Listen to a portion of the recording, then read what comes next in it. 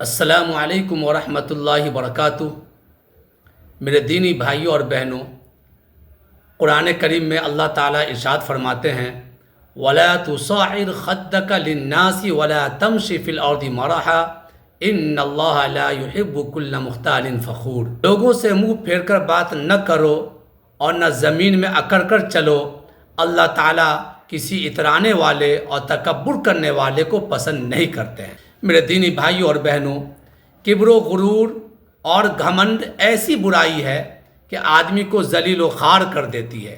اللہ تعالیٰ کو سب سے زیادہ ناپسندیدہ عمل انسانوں کا غرور اور گھمنڈ ہے۔ اللہ تبارک و تعالی متکبر انسان کے غرور کو خاک میں ملا دیتا ہے اور اس کا سر نیچا کر دیتا ہے۔ حضرت ابو ہریرہ رضی اللہ تعالی عنہ سے روایت ہے کہ نبی کریم صلی اللہ علیہ وسلم نے ارشاد فرمایا کہ اللہ تعالیٰ کہتے ہیں کہ عظمت میرا ازار ہے اور تکبر میری چادر ہے، پر جو شخص ان دونوں میں سے کسی کے بارے میں مجھ سے تنازع کرتا ہے، مجھ سے لڑائی کرتا ہے، میں اسے عذاب دوں گا۔ میرے بھائیوں اور بہنوں، تکبر کرنے والا انسان پہلے خود پسندی میں مبتلا ہوتا ہے۔ خود پسندی کا مطلب یہ ہے کہ اپنے آپ ہی کو اچھا سمجھنا، ہر چیز اپنے لیے ہی پسند کرنا، اپنے آپ کو اونچا سمجھنا اور دوسروں کو حقیر، گھٹیا، گرا ہوا سمجھنا، یہی تکبر کی علامتیں ہیں۔ اور یہ دونوں باتیں جس شخص میں پیدا ہو جائے وہ اپنی بربادی کا سامان خود کرنے لگ جاتا ہے۔ اس لیے کہ نبی کریم صلی اللہ علیہ وسلم نے فرمایا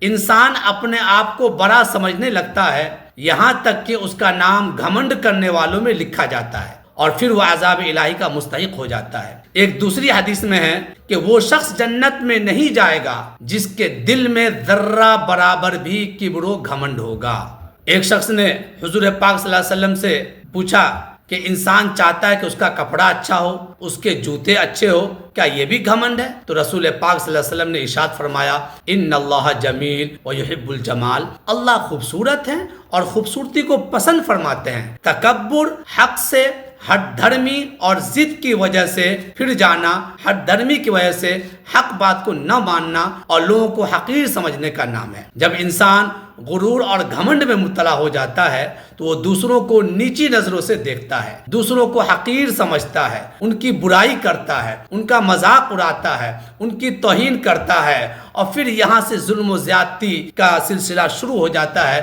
اسی لیے غرور و تکبر صرف ایک برائی نہیں بلکہ مختلف برائیوں کو جنم دیتی ہے۔ اللہ تبارک و تعالی نے اسی وجہ سے مومنوں کو ایک دوسرے کا مذاق اڑانے سے روکا ہے۔ کیوں؟ اس لیے کہ تکبر کی علامت ہے۔ رسول پاک صلی اللہ علیہ وسلم نے ارشاد فرمایا کہ اللہ تعالیٰ نے مجھے وحی کی ہے کہ تم لوگ تواضع اختیار کرو یہاں تک کہ کوئی شخص کسی دوسرے پر فخر و غرور نہ کرے اور نہ کوئی شخص کسی دوسرے پر زیادتی کرے۔ انسان بہت سے اسباب اور ریزن کی وجہ سے غرور تکبر میں مبتلا ہو جاتا ہے۔ کبھی انسان کو حسب و نسب اور خاندان و برادری کا غرور ہوتا ہے، کبھی اسے قد و قامت اور حسن و جوانی کا غرور ہوتا ہے، کبھی اسے مال و دولت کا غرور ہوتا ہے اور کبھی اسے عہدہ اور اقتدار کا غرور ہوتا ہے، کبھی اسے عقل و فہم کا غرور ہوتا ہے اور کبھی اسے اپنی عبادت اور تقوی کا غرور ہوتا ہے۔ غرور تکبر جس وجہ سے بھی ہو اور جس شکل میں بھی ہو یہ شیطانی عمل ہے اور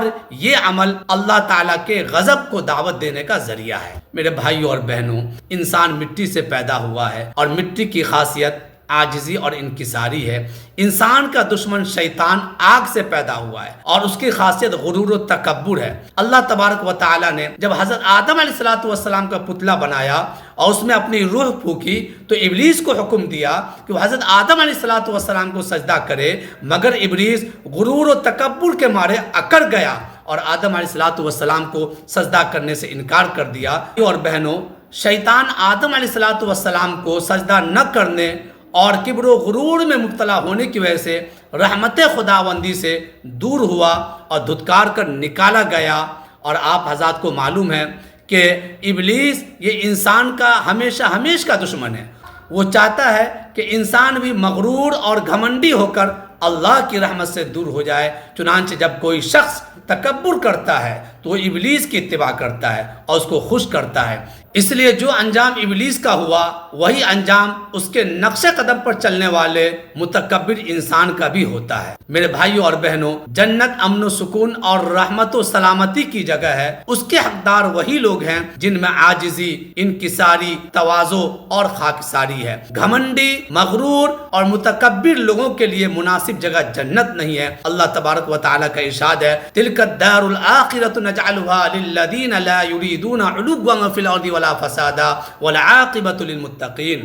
آخرت کا گھر تو ہم ان لوگوں کے لیے خاص کر دیے ہیں جو زمین میں اپنی بڑائی نہیں چاہتے اور نہ وہ فساد کرنا چاہتے ہیں، اور انجام کی بھلائی نیک لوگوں کے لیے ہی ہے۔ میرے بھائیوں اور بہنوں، انسان دنیا میں فخر و غرور اور گھمنڈ اس لیے کرتا ہے اسے بڑا سمجھا جائے، دوسروں سے اسے اہمیت دی جائے۔ یہ احساس آدمی کو غرور میں مبتلا کر دیتا ہے اور اس طریقہ سے کرتا ہے، کبھی وہ زمین پر اکڑ کر چلتا ہے، کبھی اپنے کپڑے زمین پر لٹکا کر چلتا ہے، کبھی گردن ٹیڑھی کرتا ہے اور کبھی وہ سیدھے منہ سے بات نہیں کرتا۔ لیکن یاد چاہیے ہمیں، بلندی تکبر سے نہیں تواضع سے حاصل ہوتی ہے۔ تکبر سے تو ذلت ہی نصیب ہوتی ہے۔ اگر کسی شخص کو پہاڑ کے اوپر چڑھنا ہو تو اسے جھک کر چڑھنا ہوگا، تبھی بلندی تک پہنچ سکے گا، لیکن وہ اکڑ کر چڑھنے کی کوشش کرے گا، اوپر جانے کے بجائے زمین پر گر جائے گا۔ یہی حکمت رسول پاک صلی اللہ علیہ وسلم کے اس فرمان سے ہے۔ آپ صلی اللہ علیہ وسلم نے فرمایا، جب کوئی اللہ کے لیے تواضع اختیار کرتا ہے تو اللہ اسے سر بلندی عطا فرماتا ہے۔ اللہ تعالیٰ نے جن لوگوں کو علم، عقل، جسمانی صحت، دولت،